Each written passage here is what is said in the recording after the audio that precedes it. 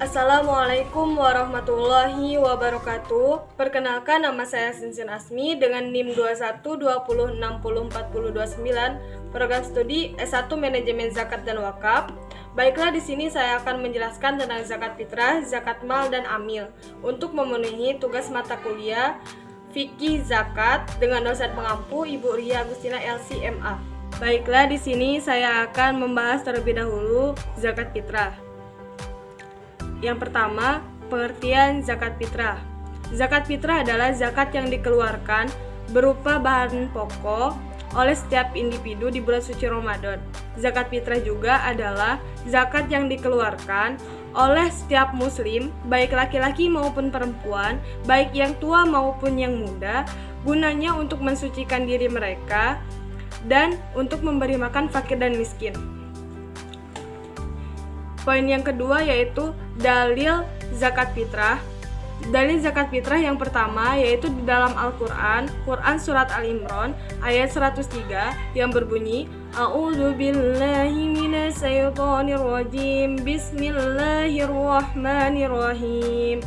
Khudz min amwalihim shadaqatan tutahhiruhum wa tuzakihim biha wa sholli 'alaihi inna sholata sakanul lahum wallahu sami'un alim, yang artinya ambillah zakat dari harta mereka gunanya untuk membersihkan dan mensucikan diri mereka, dan berdoalah untuk mereka, sesungguhnya doamu itu menumbuhkan ketentraman bagi jiwa mereka. Allah Maha mendengar lagi Maha mengetahui. Quran Surat Al-Imran ayat 103. Yang kedua, dalil zakat fitrah terdapat di dalam hadis, yaitu hadis yang diriwayatkan oleh Ibnu Abbas yang berbunyi, An Ibni Abbas radhiyallahu anhu qala, farada Rasulullah sallallahu alaihi wasallam zakatul fitri tuhrata lis-shaimi minal lagwi wa rafasi wa tumatta limasakina man adaha qabla shalah fahiya zakatul maqbulatun wa man adaha ba'da shalah fahiya shadaqah minas shadaqah. Yang artinya diriwayatkan oleh Ibnu Abbas radhiyallahu anhu, ia berkata, Rasulullah shallallahu alaihi wasallam mewajibkan zakat fitrah untuk mensucikan diri bagi orang-orang yang berpuasa dari perbuatan yang tidak bermanfaat dan kotor, dan sebagai pemberi makan bagi orang-orang yang miskin. Barang siapa yang membayarnya sebelum sholat Idul Fitri, maka itu adalah zakat fitrah yang diterima. Dan barang siapa yang membayarnya setelah sholat Idul Fitri, maka itu hanya sekedar sedekah biasa. Hadis riwayat Abu Daud. Yang ketiga yaitu syarat zakat fitrah. Yang pertama Islam, yang kedua ada kelebihan harta untuk kebutuhan pokok di malam hari raya dan di siangnya. Yang ketiga mendapati bagian awal Ramadan sampai ke akhir Ramadan walaupun hanya sebentar. Yang keempat merdeka, yang kelima baligh, yang keenam memenuhi syarat untuk wajib zakat. Poin yang keempat yaitu waktu pengeluaran zakat fitrah. Pertama, waktu yang paling tepat untuk membayar zakat fitrah adalah waktu wajib, yakni saat matahari terbenam di hari terakhir Ramadan menuju sebelum sholat Idul Fitri. Yang kedua, waktu sunnah, yakni sholat subuh dan sebelum sholat Idul Fitri dilakukan. Yang ketiga, waktu mubah, yakni pada awal Ramadan sampai ke akhir Ramadan. Yang keempat, waktu makruh, yaitu setelah sholat Idul Fitri namun sebelum matahari terbenam pada hari raya Idul Fitri. Dan yang terakhir, waktu haram, yakni setelah matahari terbenam pada hari raya Idul Fitri. Yang kelima yaitu mustahik zakat. Mustahik zakat fitrah atau orang yang menerima zakat fitrah yaitu ada dua. Yang pertama fakir, yang kedua miskin. Meskipun dalam mustahik zakat itu ada 8, tetapi untuk zakat fitrah lebih mengutamakan terhadap fakir dan miskin terlebih dahulu. Poin yang keenam yaitu mikdar. Mikdar itu ukuran zakat yang wajib dikeluarkan oleh seseorang. Mikdar zakat fitrah yaitu sebesar 1 sok atau 4 mud atau sekitar 2,5 kg, setara dengan 3,5 liter beras atau gandum atau bahan pokok sejenisnya yang bisa diganti dengan uang sesuai dengan harga di pasaran, beras ataupun yang lainnya. Yang ketujuh, sektor pendistribusian. Zakat fitrah disalurkan sebelum salat Idul Fitri sebesar 70% yang diprioritaskan untuk fakir dan miskin. Sedangkan sisanya baru disalurkan setelah rapat plenon yang kemudian disalurkan ke 8 asnaf yang lainnya juga. Yang ke-8 yaitu komoditi zakat fitrah. Adapun komoditi zakat fitrah yaitu beras, gandum, jagung, atau bahan pokok lainnya. Baiklah, yang kedua yaitu zakat mal. Pertama, definisi zakat mal. Zakat mal atau zakat harta adalah zakat yang wajib dikeluarkan oleh seseorang atas kepemilikan harta tersebut yang telah mencapai nisab dan haul. Adapun dalil dari zakat mal yaitu terdapat di dalam Quran surat Al-Baqarah ayat 43 yang berbunyi A'udzubillahi minasyaitonirrajim Bismillahirrahmanirrahim wa aqimus shalah wa atuz zakah warka'u ma'ar raki'un, yang artinya dan dirikanlah sholat, tunaikanlah zakat, dan rukulah bersama orang-orang yang ruku. Yang ketiga yaitu syarat zakat mal. Syarat zakat mal ada 6. Yang pertama hak milik sempurna. Yang kedua berkembang, harta itu berkembang. Yang ketiga mencapai nisab. Yang keempat mencapai haul. Yang kelima melebihi kebutuhan pokok. Yang keenam terbebas dari hutang.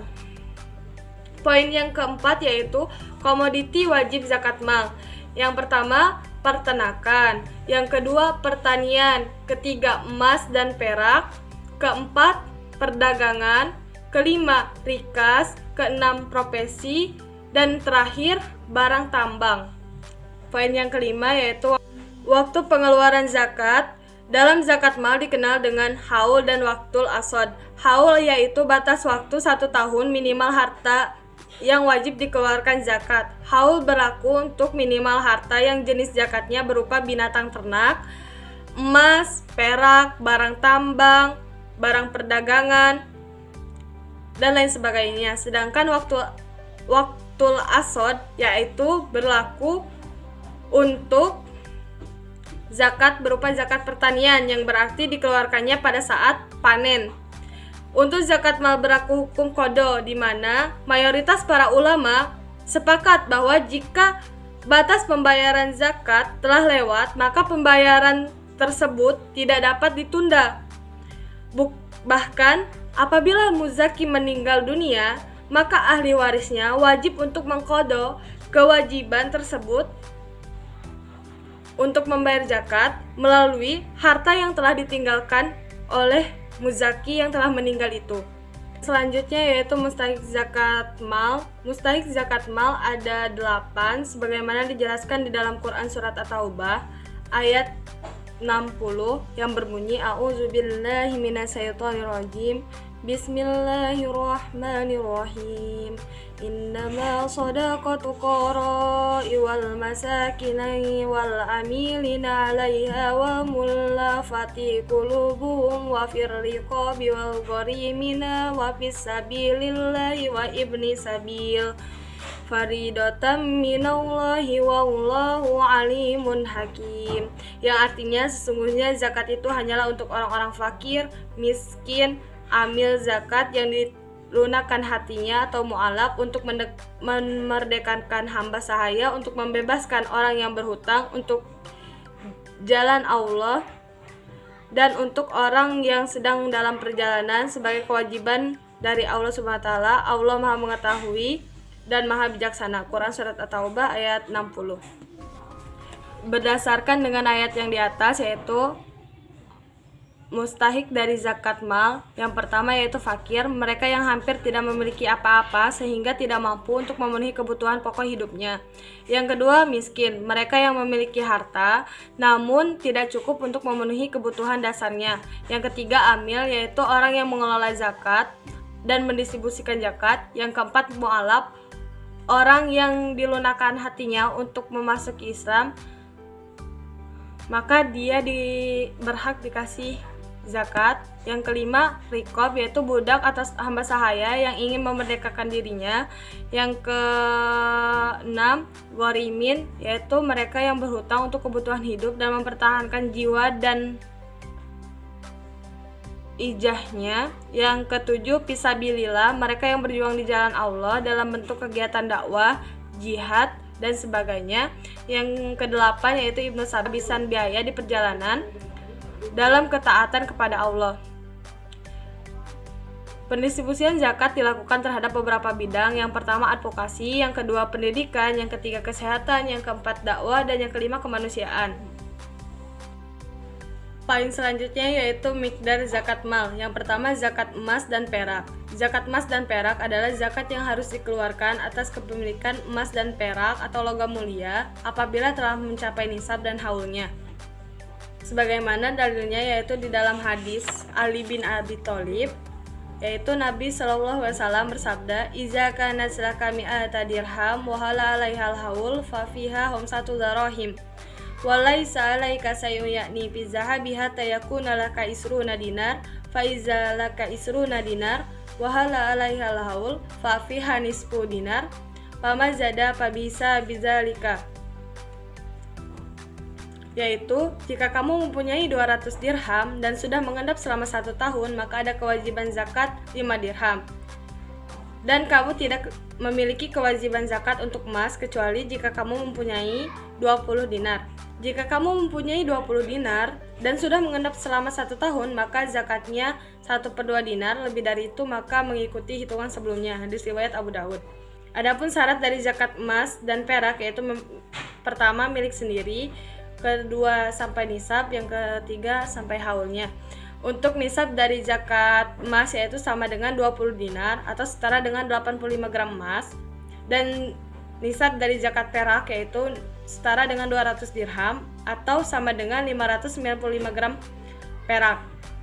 Adapun kadarnya yaitu sebesar 2,5%. Selanjutnya yaitu zakat peternakan.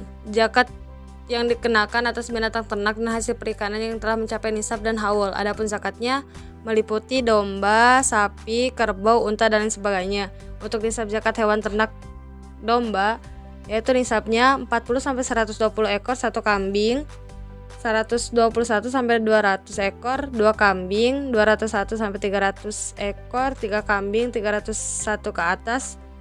Maka nisab atau kadarnya setiap kelipatan 100 maka ditambah 1 kambing.